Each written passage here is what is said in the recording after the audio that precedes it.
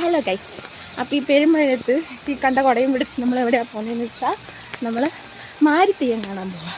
അതിനാണോ അതിൻ്റെ പേരെന്ന് എനിക്ക് അറിഞ്ഞൂടാ. ഏട്ടൻ വിളിച്ചു, ഞാൻ പോകുന്നു. നമുക്ക് പോയി കണ്ടിട്ട് വരാം ഗൈസ്.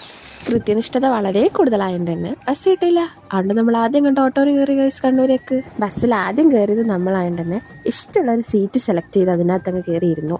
അല്ല പിന്നെ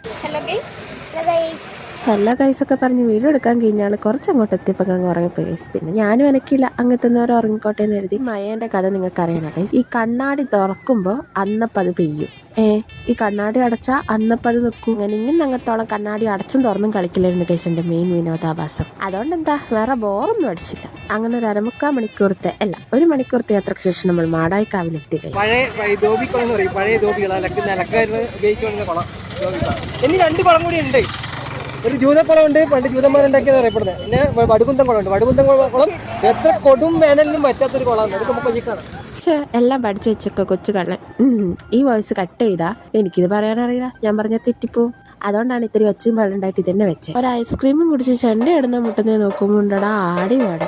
ഞാൻ ഇതൊരു ആടിപാടിനെ കണ്ടിട്ടില്ല ഗൈസ്. അതും കഴിഞ്ഞ് നമ്മൾ മാരിത്തേയത്തിനെ കാണാൻ പോയി ഗൈസ്. ഈ കാണുന്നതാണ് മാരിത്തേയം. ഇനി ഇതെല്ലാം ആരെല്ലാം എന്തെല്ലാം ചോദിച്ചാൽ അനക്കറിയില്ല. അതിന് ഞാൻ അസിസ്റ്റന്റ് വെച്ചിട്ടുണ്ട്. ഡോണ്ട് വറി, ഇപ്പൊ അസിസ്റ്റന്റ് പറഞ്ഞു തരും. ഇത് മായൻ, ഇത് മാമായൻ, പെണ്ണിനെ പോലത്തെ അതാണ് മായക്കാരിച്ച്. ഓക്കെ.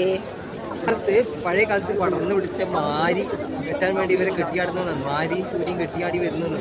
മായനും മായക്കാരിച്ച് മാമായെല്ലാം പിടിച്ചാൽ വന്ന് വീടുകൾ തോറും കുട്ടിപ്പാടിയൊക്കെ എത്തുന്നതാണ് ഇതിന്റെ ഒരു ഐതിഹ്യം പറഞ്ഞു കേട്ടത്. കേട്ടല്ലോ, അറിവുള്ള ആളെ കൊണ്ട് ഞാൻ പറയിപ്പിച്ചിട്ടുണ്ട്. പിന്നെ ഈ തെയ്യത്തിന്റെ നടുക്ക് നിൽക്കുന്നതല്ല ഗൈസ്, പെട്ടെന്ന് സൈഡിൽ കൂടി ഓടിക്കളയും. അന്നപ്പോ നമ്മളെ പേടിച്ചു. അതിലടക്കാണ് ഗൈസ് ഞാനൊരു ചിത്രകാരിയെ കണ്ടുമുട്ടിയത്. ഇപ്പൊ പരിചയപ്പെടുത്തി തരേ. കാത്തു എന്താ ചെയ്യുന്നേ? എന്ത് തെയ്യത്തിനെയാ? എന്നാലും പാവാന്റെ കുഞ്ഞ് വീട്ടിൽ നിന്ന് ബുക്കും പെൻസിലും എടുത്തിട്ട് വന്നില്ലേ ചിത്രം വരയ്ക്കാൻ വേണ്ടി. അതിന് കൊടുക്കണം ഗൈസ് ഒരു മുട്ടായി. നമ്മുടെ നാടിന്റെ ചരിത്രം എല്ലാ ദേശത്തിന്റെ എല്ലാ ഭാഗങ്ങളിലേക്ക് എത്തിച്ചേർക്കാനുള്ള ഒരു അവസരമാണ് ഇവിടെ ഉണ്ടായത് എന്നുള്ളതാണ് പറയുന്നത്.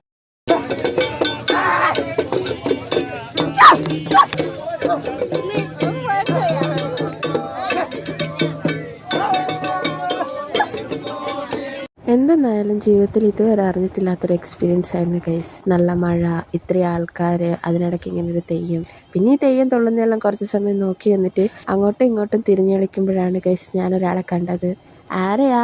എൻ്റെ ചെറുപ്പത്തിലെ കളിക്കൂട്ടുകാരിനെ. എന്താ വെച്ചാൽ ഞങ്ങൾ കസിൻസ് ആണ് ഗൈസ്. ബാക്കി ഞാൻ നെക്സ്റ്റ് പാർട്ട് പറയാം ഗൈസ്, ഇല്ലെങ്കിൽ ഇത് ലെങ്ത് ആവും.